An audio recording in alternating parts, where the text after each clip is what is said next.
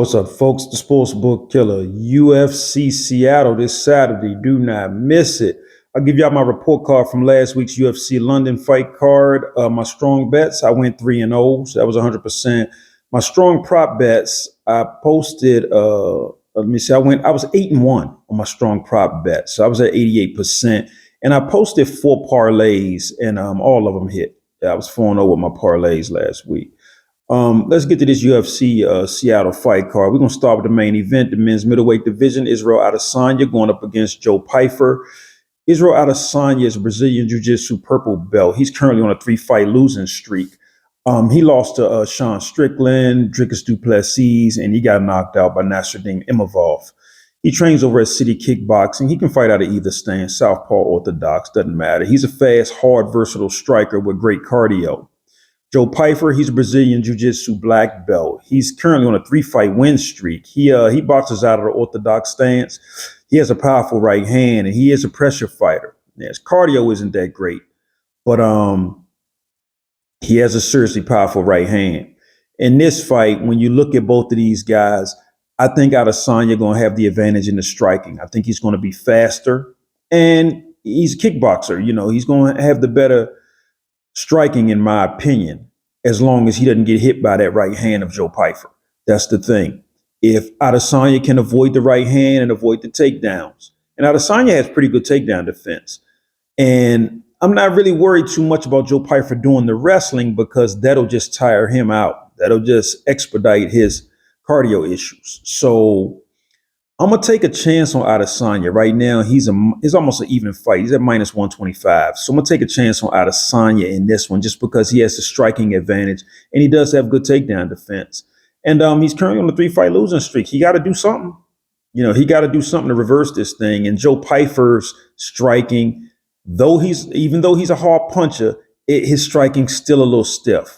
So I got to take my chances with Adesanya on this one. And I'll also be taking the over 1.5 round prop and the over 2.5 round prop. Now, I won't be betting heavy on Adesanya, but I'll put him in a parlay and see if he can get it done over Joe Pyfer and take those overs. Next fight, we got the women's flyweight division. We got this is a rematch, actually. Alexa Grasso going up against Miss Maycee Barber. Alexa Grasso is a Brazilian Jiu-Jitsu brown belt. She can fight orthodox or southpaw. Doesn't matter to her. She has a good left jab. She has good boxing, real good boxing. She has a strong chin, good cardio. And she has an okay ground game. You can see that in their first fight. In their first fight, she had some ground moves. She had some moves on that ground for Maycee Barber that Maycee Barber wasn't ready for. Now, Maycee Barber is a Brazilian Jiu-Jitsu purple belt. She's a second-degree karate black belt, and she's currently on a 7-fight win streak. She boxes mostly out of the southpaw stance, but every now and then she'll switch up and go orthodox. She's not the best boxer either way, though. She's not the best boxer. Her boxing's okay, but she lunges in with punches as opposed to setting them up a lot of times. She is a hard puncher, though, and she has a strong chin. Her takedowns are rather weak, though. In that fight with Caitlin Sermonera, weak takedowns. She does have decent cardio, though. In this fight, Maycee Barber's the favorite.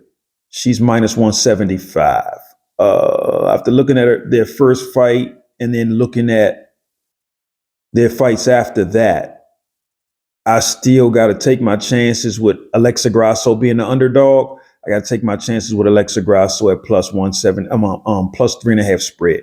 That way, I only need Alexa Grasso to win 1 round. And I think she can. She's been in there with Valentina Shevchenko a few times. Look, Alexa Grasso is not going to be an easy opponent for Maycee Barber by any stretch of the imagination. And I think the best bet in this fight right here is the plus 3.5 spread. And I'm going to take Alexa Grasso. And the reason for that is simply this. Either Maycee Barber wins 2 rounds to 1, or Alexa Grasso pulls off the upset. That's how I see this fight going. And I just don't see Maycee Barber getting in there blasting Alexa Grasso 3 straight rounds. I don't see it. So I'm going to take my chances with Alexa Grasso plus 3.5 spread. And I'll be taking the over 1.5 round prop and the over 2.5 round prop in this one. I can see this fight going to a tough, grueling decision. Next fight, we got the men's welterweight division. Michael Chiesa going up against Niko Price. I think the original, the first opponent for Chiesa was what's my guy? Carlston Harris. But somehow I didn't really read up on what happened, but I just know they replaced him with Niko Price. This is Michael Chiesa's, I believe it's his retirement fight. Michael Chiesa is a Brazilian Jiu-Jitsu black belt. He boxes out of the southpaw stance. He's currently on a 3-fight win streak. His boxing's not that good, though. His takedowns are good. He has good takedowns. He has a good ground game, and he does have a strong chin. Niko Price, he's a Brazilian Jiu-Jitsu brown belt. He boxes out of the orthodox stance. He's on a 3-fight losing streak. He's actually 1-5 in his last 6 fights. He has horrible takedown defense. He has horrible cardio. His cardio fades in the second round. He is a hard puncher, though. Yeah, Niko Price is a hard puncher. But in this fight right here, I'm going to take a chance on Michael Chiesa getting that retirement win. I am. I'm going to go with Michael Chiesa in this one. Right now, what's the money line on this? He's like, this can't be right. Minus 550 for Michael Chiesa? Interesting. I'll take Chiesa to win. I think he wins. I think he wins this fight against Niko Price for sure. And I'll also take the under 2.5 round prop. I can't bet Niko Price. Even if I thought he was going to win, 1-5 in his last 6. I can't bet Niko Price. I'll take my chances on Chiesa wanting to go out with a win, and I'll take Michael Chiesa in this one. And like I said, I'll take the under 2.5 round prop. Next fight, we got the men's featherweight division. Julian Erosa going up against Lerryan Douglas. Julian Erosa is a Brazilian Jiu-Jitsu black belt. He trains over at Extreme Couture. He boxes out of the orthodox stance, and he does have good boxing. He's a hard puncher with a strong chin. He has good cardio. He has a real strong, sneaky guillotine choke. He can latch that thing up from almost anywhere. And if he gets it around, gets you caught up in it, good luck getting out, because there have been many who couldn't get out. Lerryan Douglas is a Brazilian Jiu-Jitsu black belt. He's also a Muay Thai black belt. And he's a Brazilian national wrestling champion.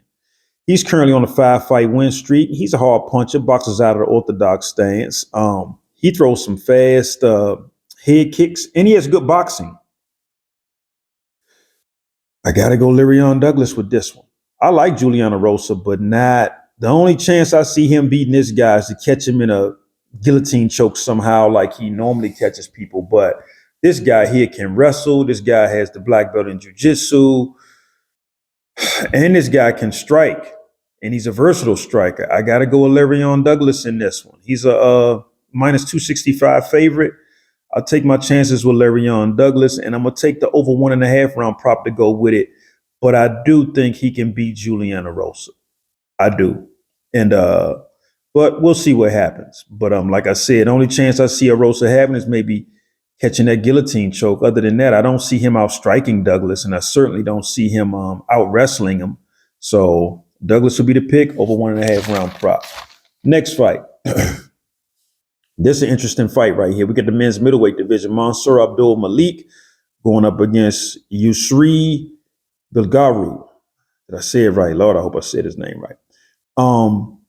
Abdul-Malik, now this guy, he used to wrestle when he was at the University of Maryland. He's a collegiate wrestler.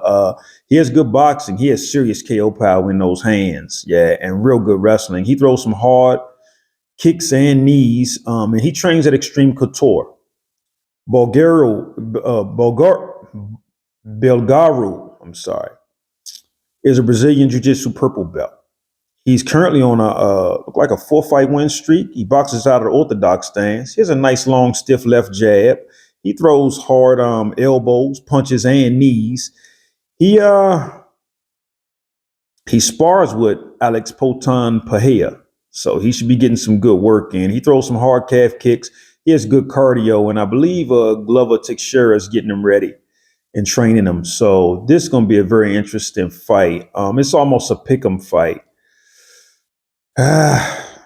Man, I got to take my chances with Abdul-Malik and hope that he wrestles. If he wrestles, he can probably win this fight easy. His wrestling is good if he does that. If he tries to stand and bang, he still has a chance because he got power in those hands. But I hope he mixes up the striking with the wrestling. If he does that, everything should be good. But if he gets in there and just tries to strike with Belgaroui, This could spell disaster. I hope he mixes it up. But I'm going to take Abdul-Malik.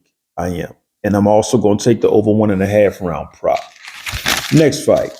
What we got here? We got the men's lightweight division. Terrance McKinney going up against Kyle Nelson. Terrance McKinney is a Brazilian Jiu-Jitsu purple belt, former collegiate D2 wrestler. He has some heavy hands, too. You can watch his fight with Matt Frivola. He got some heavy hands. He can box southpaw or orthodox. Doesn't really matter. He's very explosive in the first round of his fights, but his cardio fades in the second round. In that first round, he's a nightmare for anybody. He has a good ground game. Kyle Nelson is a Brazilian Jiu-Jitsu black belt. He boxes out of the orthodox stance. He's a hard puncher. He throws some hard calf and front kicks. And he did beat his last fight. He beat Matt Frivola by unanimous decision, whereas Terrance McKinney put Matt Frivola to sleep in like 10, 15 seconds. In this fight right here, I got to take a chance on Terrance McKinney getting it done in the first round. And since I'm going with McKinney, I hate betting on him because he's so wishy-washy sometimes. But I'm going to take Terrance McKinney. And if I go with him, I got to guess he's going to get it done in the first round. So I'm going to take the under 2.5 round prop and the under 1.5 round prop. And Terrance McKinney will be my pick in this fight. Kyle Nelson's a little, he moves a little slow in there. And in that first round, you got to be ready for Terrance McKinney because he brings it. So Terrance McKinney be the pick under 2.5 round prop, under 1.5 round prop. Next fight, we have the men's lightweight division. Ignacio Bahamondes is going to be fighting Tofiq Musayev. Bahamondes, he can fight out of either stance. That's what gets on my nerves about him. He constantly switching his stances. Just switching stance, orthodox, southpaw. Ain't landing a punch, just keep switching. That gets on my nerves. But he does have good kickboxing. He throws a powerful straight right. You can see that in his fight with Manuel Torres. He has good cardio. He's a versatile striker. He did lose that fight to Rafael Fiziev. That's his last fight. And I thought that was a winnable fight for him. But I don't know. Sometimes I think he switches his stances so much. Sometimes he gets confused and don't know what to do in there. Tofiq Musayev, he boxes out of orthodox stance, but he will go southpaw when he wants to throw certain kicks. He came over from Ryzen and Bellator. And he did lose to Miktabek Orabal. I think that might have been his UFC debut when he lost that fight to Miktabek Orabal by submission. And he is a hard puncher, but he has no UFC wins. In this fight, oh man, I hate this, but I gotta lean Bahamondes. I think he outpoints this guy. Yeah, right now Bahamondes is a 3-1 favorite. I'm going to take my chance. I ain't going to bet heavy on him. Put him in a parlay, but I'm definitely going to take the over 1.5 and over 2.5 round props, though. Those I will bet. But Bahamondes, I'll just put him in one parlay because after what he did against Fiziev, yeah. But I think Bahamondes can outpoint this guy Musayev, though. We'll see what happens. But yeah, Bahamondes be the pick for me in those two overs. Let's see what we got the next fight. Next fight. We have the men's lightweight division. Chase Hooper versus Lance Gibson Jr. Lance Gibson Jr., that's that guy that looked good against King Green when he fought. His striking he hung in there. I think King Green won by split decision, if I'm not mistaken. Chase Hooper is a Brazilian Jiu-Jitsu black belt. He boxes out of the southpaw stance. He's a versatile striker. He has very, very much improved striking. And he doesn't have the best takedowns. He doesn't, but he does have a really good ground game. And he has some good submissions he pulls off on the ground. Lance Gibson Jr., he switches stances constantly. He's a good boxer. He's a very hard puncher. And he has a strong chin. He throws some hard calf and body kicks. And like I said, he did lose to King Green, but that was a close fight. They were battling in there. So he's shown his striking's on point.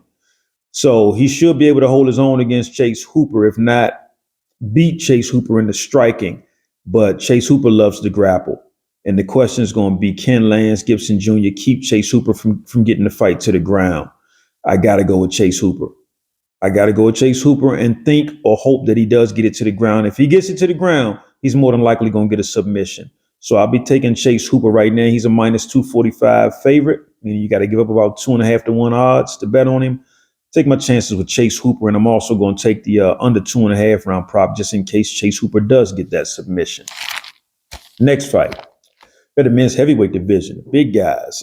Marcin Tybura going up against Tyrell Fortune. Tyrell Fortune, I think he used to fight over at Bellator and a couple of those lower tiered fight organizations. Marcin Tybura, he's a Brazilian Jiu-Jitsu black belt. He can fight out of either stance. He's striking slow, though. He has poor cardio as well. He has I say he got about maybe 5 good minutes of cardio. And you can see that in this fight with Mick Parkin. After about 5 minutes, Tybura, his cardio is pretty much done. Now, he does have an okay ground game. Tyrell Fortune, he's a Division II collegiate wrestler, actually 2-time state wrestling champ. This will be his UFC debut. He's currently on a 3-fight win streak. He likes to box out of orthodox stance. He's a hard puncher too. He throws some hard knees in the clinch too, a lot of them. And he has good takedowns and he has a powerful right hand.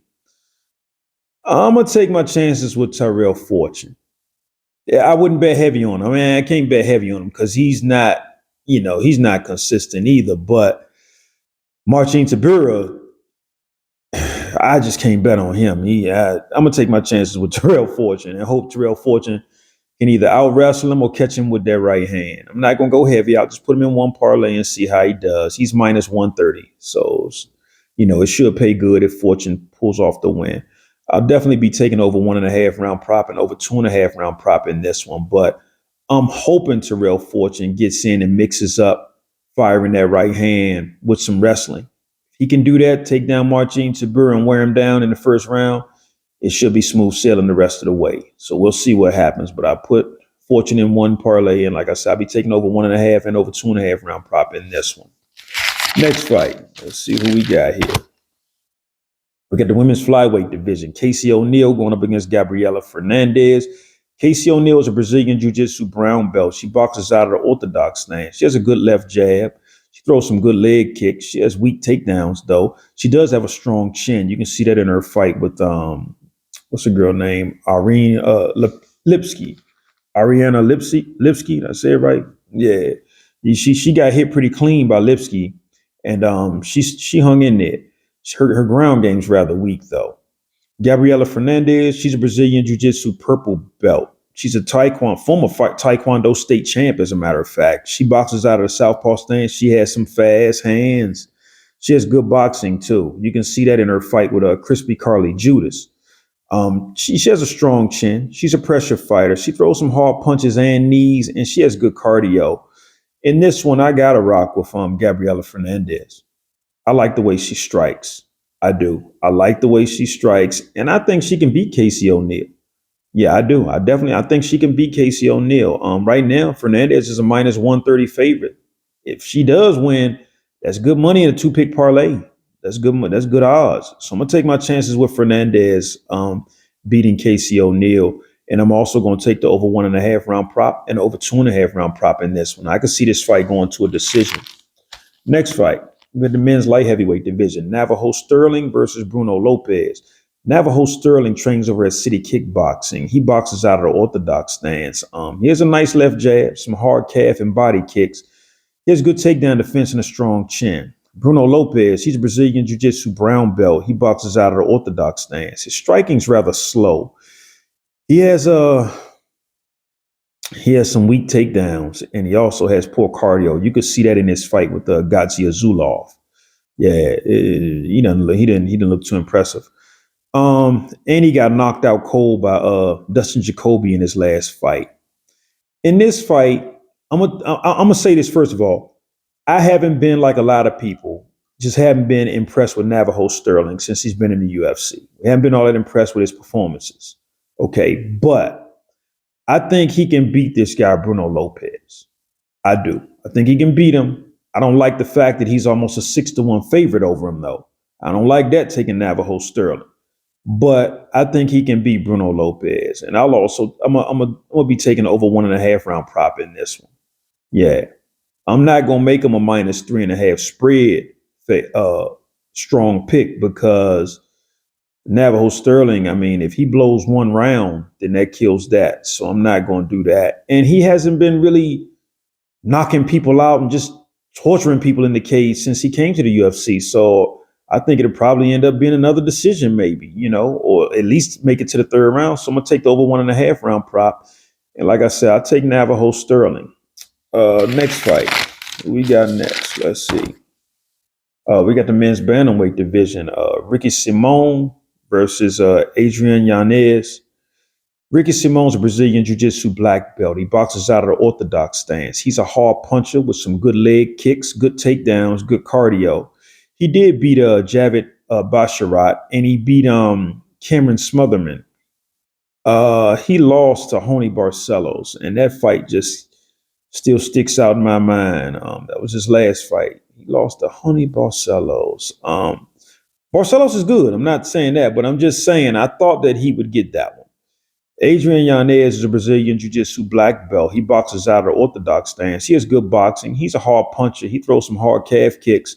He has a very powerful right hand. You can see that in his fight with that guy, what's his name, Vinicius Salvador. Yeah. And he did lose by split decision to Daniel Marcos in his last fight. But I tell you what, he was giving Daniel Marcos some work.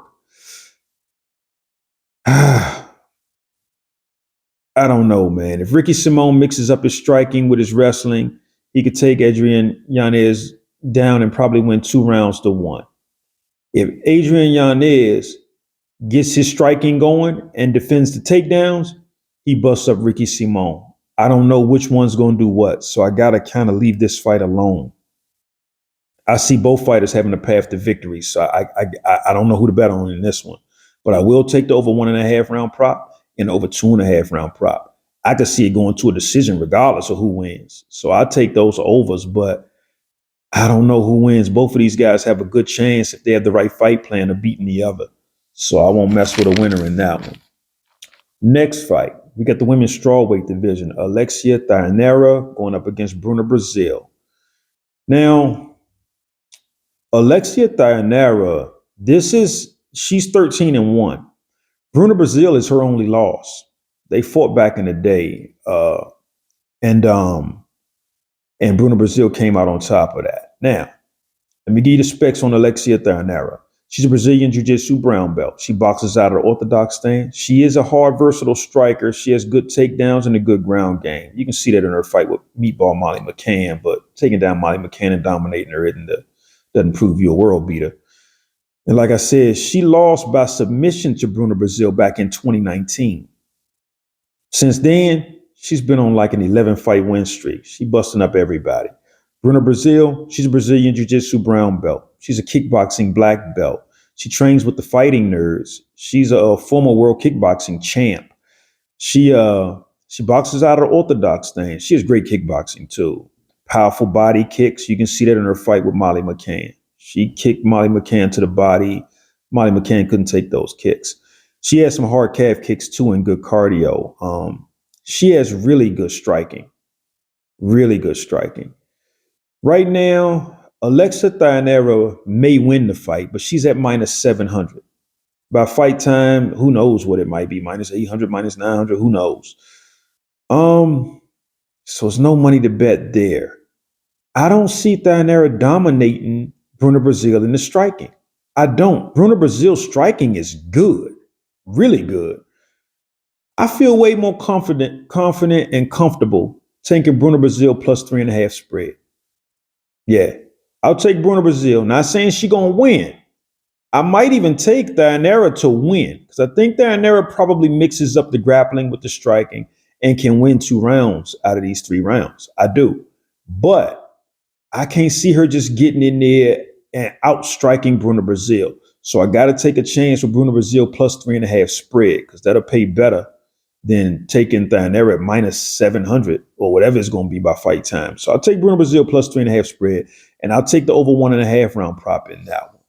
And that's pretty much it, y'all, for this fight card.